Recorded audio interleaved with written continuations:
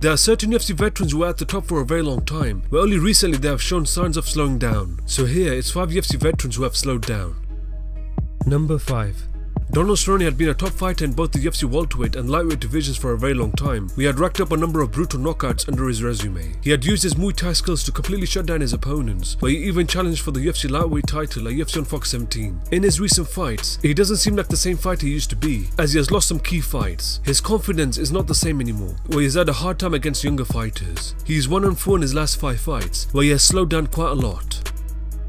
Number 4. Demian Maia had been a top fighter in both the UFC middleweight and welterweight divisions. He had racked up some dominant performances using his grappling skills. He used his Brazilian jiu-jitsu skills to smash his way to the top, where he has submitted high-level fighters impressively, which led him to challenge for the title in both the middleweight and welterweight divisions. In his recent fights, he has declined so much, but right now he is currently on a 3-fight losing streak. He would first lose a unanimous decision to Tyron Woodley at UFC 214, and next lose another unanimous decision to Colby Covington at UFC Final 119, and lastly lost another unanimous decision to Kamaru Usman at UFC Final 129. Demian Maia is 2-3 in his last 5 fights, where he seems to be near the end of his career.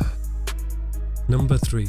Alistair Overeem has been a big name in the heavyweight division for many years, where he has racked up some devastating wins under his belt. He had transitioned his kickboxing skills to MMA very well, where he had defeated some big name heavyweights in the UFC. He had put together a number of stunning finishes together, where he even challenged for the title at UFC 203. In his last 2 fights, he has been brutally finished in a very scary manner, where he seems like his career might be coming to an end. He was brutally knocked out by Francis Ngannou at UFC 218, and was brutally finished by Curtis Blades at UFC 225. He is 3-2 in his last 5 fights, and doesn't seem like the same fighter he used to be.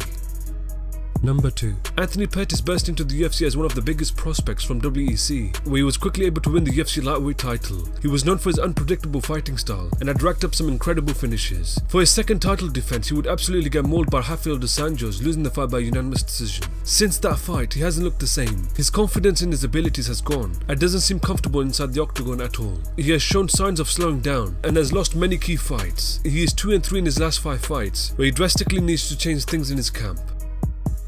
Number 1.